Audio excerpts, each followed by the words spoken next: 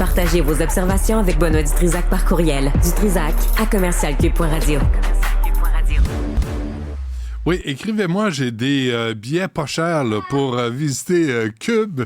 Ici, là, faire un tour, c'est juste 1000 un rabais, 1000 $ avec peut-être même un petit lunch puis un café tiède. Oh! Ah oui, avec des photos aussi. Oui, des photos de carton, d'animateurs en carton, comme on voit à la Maison-Blanche. Bon, OK, c'est correct. Antoine Robitaille est avec nous. Antoine, bonjour. Bonjour, Benoît. Bonjour. On commence par le point 2. Ben, je t'en prie, vas-y. Vu que Stéphanie m'a scoopé. Ouais. Elle a mis la table. Non, c'est parfait. Elle a mis la table, exactement. Merci, Stéphanie. Écoute, c'est Christine Labrie, comme elle l'a dit, qui sera porte-parole féminine par intérim. Alors, co-porte-parole, hein, il faut le dire, parce qu'à Québec solidaire, il y a deux têtes. Et elle est en train de parler, là, d'ailleurs, dans l'autre salle à côté. Ah oui? Et fait important, Benoît, elle met une croix sur ses ambitions en faisant ça, parce qu'elle ne pourra pas se porter candidate lors de la prochaine course au porte-co-parole. Et que c'est difficile à dire. On va la faire. Prise 2. Oui. Okay. Prise 2. Au co-porte-parole. Wouh! Je l'ai eu. Porte-parole. C'est quoi cette niaiserie-là? Ben, c'est la course. Oui. La course. Mais là, il reste juste Ruba Gazal. Là. Il y a qui d'autre? Eh oui, puis Christine Labrie est arrivée troisième, il ne faut pas l'oublier. Ouais. Derrière Élise Lessard-Terrien et Ruba Gazal. Puis, mais ça s'était réglé dans un mouchoir de poche, là, parce que c'était 36,2 % à Émilise Lessard-Terrien, 35,4 % à Ruba Gazal, puis 28,4 % à Christine Labrie. Mais il ne faut pas oublier que Christine Labrie était la préférée du caucus parce qu'elle avait beaucoup d'appui, dont l'appui de l'élu de son cœur, comme il l'a appelé, Alexandre Leduc, qui est un autre député de Québec solidaire. Donc, Québec solidaire en crise. Écoute, moi, j'étais au point de presse de Gabriel Nadeau-Dubois hier, et moi, j'appelle ça là, vraiment donner un coup de pied dans la ruche. Ce qu'il a fait hier. Mais j'ai beaucoup l'impression que c'est une stratégie, parce que de quoi parle-t-on depuis ce point de presse-là? On parle de Québec solidaire, du fait qu'il doit devenir un parti de gouvernement. On parle plus des critiques nombreuses qu'il y avait à l'égard de la façon dont Gabriel Nadeau-Dubois faisait politique et menait son rôle de co-porte-parole. Hein? Il n'a pas dit hier que le Québec solidaire va changer, mais lui, il ne changera pas. Lui, il continue à être le boss, le petit boss de Québec solidaire. Tu sais, tu dis à quelqu'un, tu fais trop le boss dans un parti qui veut pas trop un patron. Ouais. Et là, lui, il dit, je vais être encore plus le patron. Écoute, c'est fascinant là, comme façon de faire du judo avec une crise. C'est extraordinaire. Moi, Mais est-ce que tu crois, toi, quand il dit qu'il se remet en question, qu'il s'est remis en question? Moi, jamais il se remettra en question, ce garçon-là. Moi aussi, je suis sceptique, je l'avoue. Et d'ailleurs, quand on lui a posé la question hier, puis Paul Larocque l'a fait aussi au bilan hier soir, qu'est-ce qui va changer précisément, là? Vous parlez de changer les structures, les positions de Québec solidaire, le programme. Et à chaque fois, il s'est défilé. On ne sait pas ce qu'il veut changer. Les co-porte-parole, il dit non, ça doit rester, mais ça doit être modernisé. Puis il dit, il faut mieux distinguer les responsabilités de chacun. Je sais pas ce que ça veut dire exactement. Là. C'est vraiment pas concret. Mais du moment tu sais, les co-porte-parole, tu peux pas remettre ça en question. C'est à la base du parti. C'est un parti féministe. Et Françoise David tenait à ce qu'il y ait deux chefs pour qu'il y ait toujours un homme et une femme. C'était avant la période des non-genrés, Benoît, par exemple. OK. Ça, oui, parce que moi, j'ai écrit un texte là-dessus. Logiquement, il devrait y avoir 3 chefs. Oui, c'est vrai. Oui, il devrait y avoir un non-binaire. Je veux dire, si on suit cette logique, mais là, c'est bien trop genré. L'odieux que porte Gabriel Nadeau-Dubois d'être un homme blanc, t'sais, le patriarcat en chef là, à Québec solidaire, c'est évident. Moi, je comprends pas qu'on tolère ça de la part des membres. Ah, puis ça fait l'objet de toutes sortes de critiques. Il faut que je te lise un courriel que j'ai reçu hier. Il faut que je trouve ça vite, parce que j'avais pas prévu. Mais tout ça pour dire, mon cher, qu'on reprochait à Québec solidaire d'avoir été absent. Tu vois, il y a actuellement le projet de loi 56 qui refait le droit de la famille, OK? Il y a 2 groupes féministes qui étaient invités.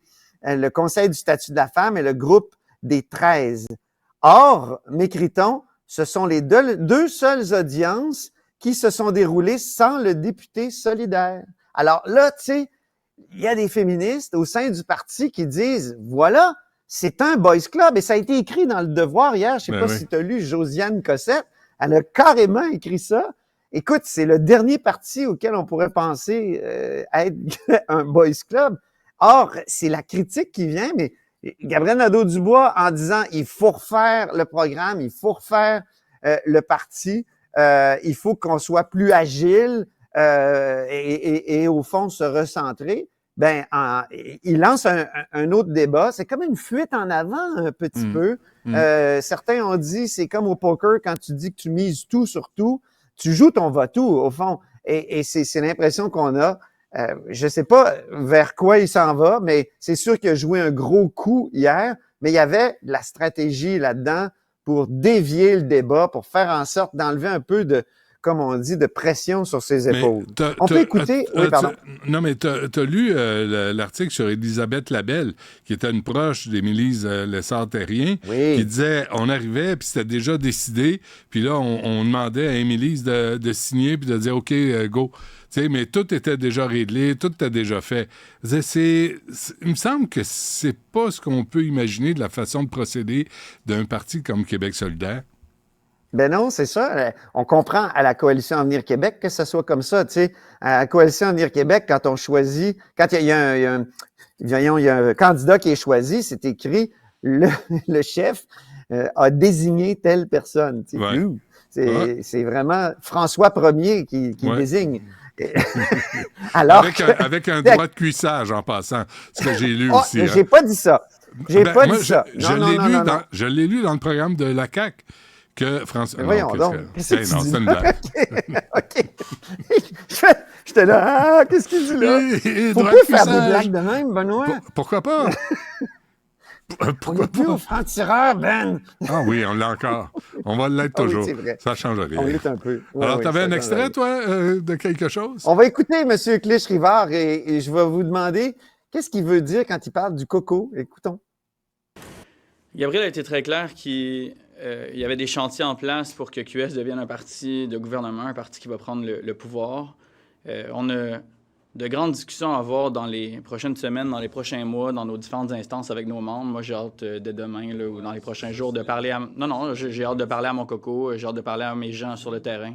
Personnellement, vous êtes en politique, vous êtes un politicien, vous en pensez quoi? Moi, je suis définitivement venu en politique pour y aller avec ce parti de pouvoir-là. Moi, ça, c'est certain. Je suis pas venu en politique, j'ai pas quitté ma pratique du droit au quotidien pour rester dans l'opposition. C'est le débat qu'on doit faire sur comment qu'on va se rendre là. Ça, c'est le débat qui va appartenir au monde, c'est le débat qui va nous appartenir. Moi, ce que ça va vouloir... Tu vois, d'abord, le coco. Le coco, c'est quoi, Benoît? Je sais pas. Le comité de coordination. Ce qui est drôle, c'est qu'en France, quand on dit t'es coco, c'est communiste. Communiste, ben oui. Drôle. Donc, je fais un petit clin d'œil. Mais écoute, si tu dis que t'es le parti de pouvoir, là, lâchez-moi avec ça. Là, je veux dire, moi, j'ai couvert là, la fondation de Québec solidaire comme reporter. Françoise David a dit on va prendre le pouvoir dans 1 ou 2 mandats. Là, ils sont rendus là. Ils ont beaucoup dépassé l'échéance qu'ils avaient prévue. Françoise David, ils n'ont pas encore pris le pouvoir. Ouais. M. Clich-Rivard, en passant, M. Clich-Rivard était à la maison Benoît Labre et a applaudi la construction de cette maison-là à côté d'une école primaire où les sans-abris itinérants, les toxicomanes se promènent.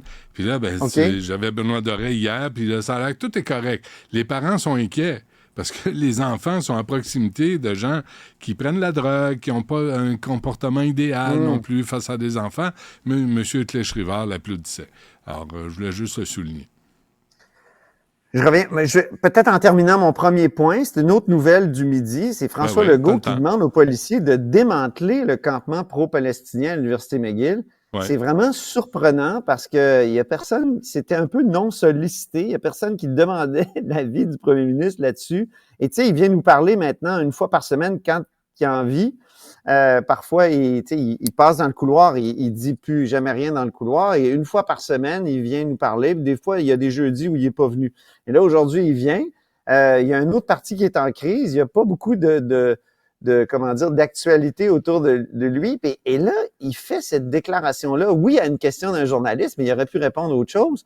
Il a carrément mis de la pression sur les policiers pour qu'ils interviennent. Il a dit, c'est à eux à choisir la manière. Là.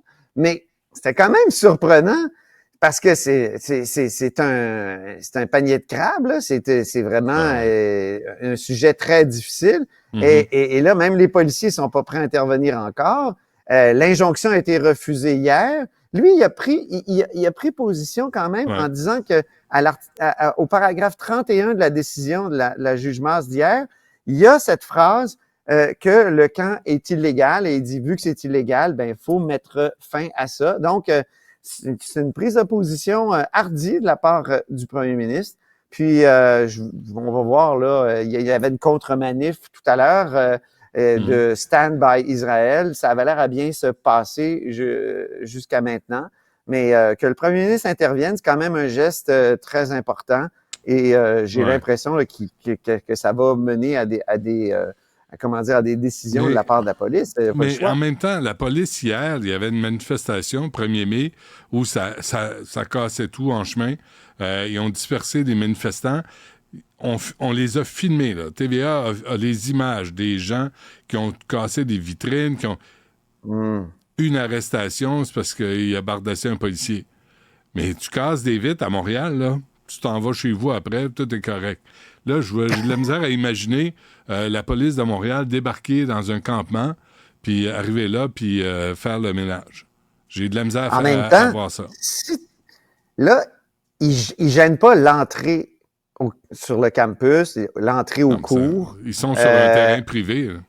Je suis d'accord avec toi, mais tu sais, ça, c'est idéalement, là, mais dans la réalité, là, réalistement, là, est-ce que tu veux qu'il aille camper ailleurs ou veux-tu qu'il aille camper à Place Émilie-Gamelin ou, tu sais, à tes côtés, Benoît? Un de plus, un de moins, là, vraiment, on verra. Non, mais sérieusement, il y a une question là. Hey, sais-tu quoi? Veux-tu savoir où ils doivent aller camper? Qu'ils aillent camper en Palestine, qu'ils aillent camper à Gaza, qu'ils aillent régler ça sur place. Si tu veux intervenir, tu as des principes, tu es convaincu, vas-y, mon ami, vas-y. Joignez-vous à la flottille pour la paix. Oui, qui paraît qu'il n'a pas marché. Mais, tu sais, c'est un débat qui nous a... Tu sais, c'est un conflit qui ne nous appartient pas, là. À un moment donné, il faut arrêter de tout prendre sur nos épaules. Mais là, quand tu vois des mouvements comme ça, d'université en université, où tout le monde est organisé, je sais pas par qui, je sais pas comment, je sais pas par quoi, là, tu dis, c'est plus que juste McGill à Montréal. Là, tu as un mouvement en Europe, tu as un mouvement en Amérique du Nord.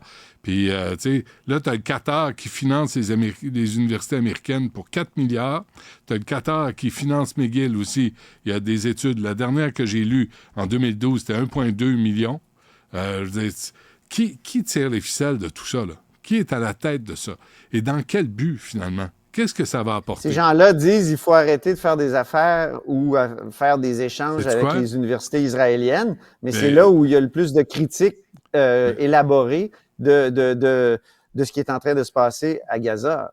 Moi, le gros ici, là, j'exige qu'on arrête de faire affaire avec le Qatar qui finance McGill, qu'on arrête de prendre l'argent du Qatar parce que le Qatar... Où vas-tu aller camper? Le Qatar héberge. On veut te voir camper, Benoît. Tu vas aller camper où contre le Qatar? Moi, j'ai campé il y a 42 ans pour un voyage en Europe avec 3 amis et depuis, 0 camping. Parle-moi pas de camping, je vais pas camper. Non, mais t'imagines dans la boue devant McGill à 4 degrés, écoute... Ouais. Mais mettez une vraie barricade. Il faut leur donner ça. Ils ont des convictions qui les amènent à supporter des choses assez difficiles, mais c'est rien, évidemment, à comparer à ce qui se passe là-bas. Non, c'est ça. Puis tu sais, ça veut pas dire qu'on appuie Netanyahou, ça veut pas dire qu'on appuie les bombardements. Il faut juste que la paix arrive. Il faut qu'on libère les otages, qu'on arrête et qu'on s'entende. Mais quand tu as un peuple qui demande la disparition de l'autre peuple, Tu sais, on va pas... Tu sais, on a islamisé le problème, là. Puis là, à Montréal, là, on peut rien dire, puis on est rendu là. Voilà.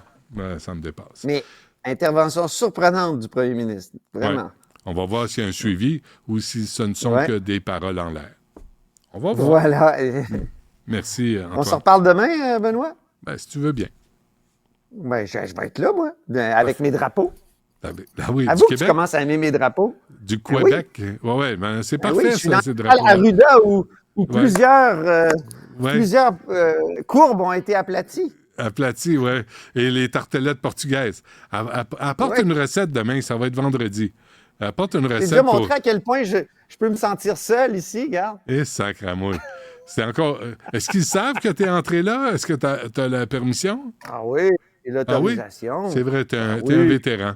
Tu es un vétéran de la colline. Oui, Paul Larocque dit toujours ça quand on commence la Ligue du vieux poil au bilan. Hein? C'est un segment que j'ai avec Alain Laforêt.